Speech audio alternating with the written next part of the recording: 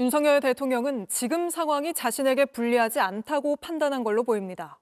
헌재에 변론 재개를 요청하지 않기로 가닥을 잡고 관저 정치를 이어가고 있습니다. 윤 대통령을 만나고 온 국민의힘 지도부는 대통령이 오로지 국민과 나라만 생각하겠다며 의연한 모습을 보였다고 여론전을 이어갔습니다. 황예린 기자입니다. 윤석열 대통령이 석방된 다음 날 권영세 비상대책위원장과 함께 관저를 찾았던 권성동 원내대표는 대통령이 건강하고 의연해 보였다고 말했습니다. 나는 괜찮다. 오로지 국민과 나라만 생각하겠다고 하면서 아주 의연한 모습을 보여주셨습니다. 우리 당과 의원님들에 대해서 미안함과 고마움의 뜻도 말씀하셨습니다. 윤 대통령은 관저에 머무르며 탄핵 심판과 형사 재판에 대비하고 있습니다. 앞서 대통령 측이 시간 제한 등 탄핵 심판 진행을 문제 삼아 변론 재개를 요청하는 것 아니냐는 관측도 나왔지만 변론은 다시 열어달라고 하지 않기로 최근 가닥을 잡은 것으로 전해졌습니다. 변론 재개 요청이 받아들여지면 마은혁 헌법재판관 후보자가 참여하게 돼 오히려 윤 대통령 측에 불리하다고 판단한 것으로 보입니다. 또 선고를 앞두고 불필요하게 재판부를 자극할 필요가 없다는 계산도 깔린 것으로 보입니다. 여당 내에서도 변론 재개를 주장할 필요가 없다는 목소리가 나왔습니다. 탄핵소추 기각 각하 사유가 차고 넘치는 만큼 시간 끌기를 할 게 아니라 빠른 판단을 요구해야 한다는 겁니다. 구속 취소 결정이 탄핵 심판에서 대통령에게 유리하게 작용할 거라는 기대도 읽힙니다. 굉장한 저는 영향이 있을 거라고 보고 어떻게 검찰이 조사를 꾸며놓은 검찰 조사를 갖다 증거로 채택할 수 있습니까? 법원의 판단이 안 났는데 있을 수가 없는 거예요. JTBC 황예린입니다.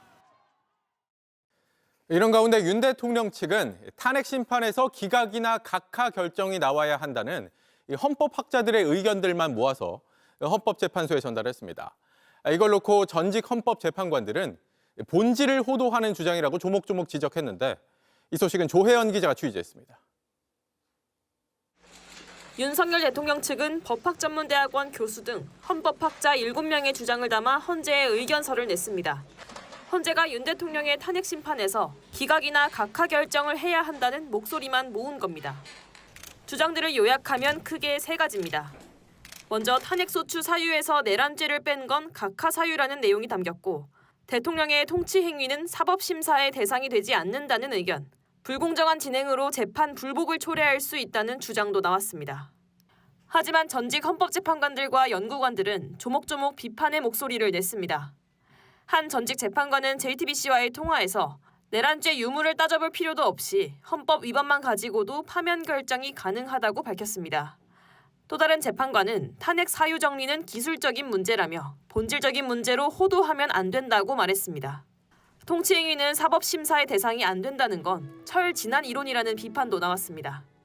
헌법재판소의 판례가 거의 모든 사안에서 고도의 정치적 중요성이 있기 때문에 사법심사의 대상이 무조건 되지 않는다는 이 통치행위론을 인정하지 않습니다.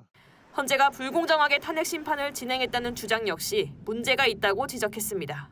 그 변론을 11차례인가요? 과정을 이렇게 보면 이게 졸속이라고 할 수가 없이 오히려 너무 신중한 거 아니냐라고 할 만큼의 아주 치밀하게 변론을 행하고 그 재판관들의 의견을 수집해왔단 말이에요.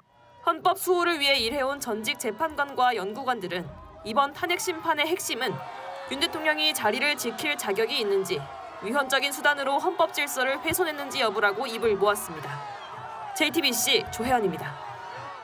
윤 대통령이 풀려나자마자 변호인단은 없는 내란죄는 만들어지지 않는다는 입장문을 냈습니다. 구속이 취소됐을 뿐인데 마치 무죄를 선고받은 것처럼 말한 겁니다. 구속 상태에서 벗어났어도 윤 대통령이 내란 우두머리 혐의를 받는 피고인이라는 사실에는 달라진 게 없습니다. 조혜연 기자입니다. 서울구치소 정문 앞에 내린 윤석열 대통령. 지지자들을 향해 손을 흔들고 주먹을 불끈 쥐어 보입니다. 석방 직후 입장문엔 지지자들에 대한 감사 표시만 가득할 뿐 혼란한 계엄 정국에 대해 국민들에게 전하는 사과나 반성은 찾아볼 수 없었습니다. 그리고 오늘 윤 대통령의 변호인단은 다시 구속 취소 결정에 대한 아전인수식 해석을 내놨습니다. 이번 결정은 날짜 계산을 잘못한 산수 문제가 아니라 헌정질서 근간을 흔들려 한 세력에 대한 준엄한 경고라며 산수를 잘해도 없는 내란죄가 만들어지지 않는다고 했습니다. 구속기한 만료 이후 기소가 이뤄졌다는 판단을 근거로 법원의 구속 취소 결정이 내려졌을 뿐인데도 내란 우두머리 혐의 범죄 사실까지 아예 부정하고 나선 겁니다. 윤 대통령은 수사 초기부터 검찰과 공수처의 소환 통보를 모두 거부했습니다.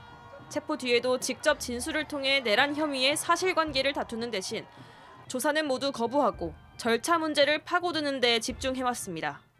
체포 영장에 대한 이의 신청과 체포 적부심, 구속 취소 청구 등 낯선 형사소송 절차들을 계속 동원했습니다. 최고 법률가라는 윤 대통령이 스스로를 위해 법 기술을 최대한 활용하고 있다는 지적이 이어졌습니다. 기소 뒤엔 자신이 검찰총장이던 때도 통용되던 구속기한 계산 방식까지 뒤집으며 불법 구금 논란을 띄웠습니다. 그리고 법원에서 받아들여지자 마치 무죄 판결을 받아 석방된 듯한 미소를 지었습니다. 하지만 이번 구속 취소는 형사 유무죄에 대한 판단과는 별개의 결정입니다. JTBC 조혜연입니다.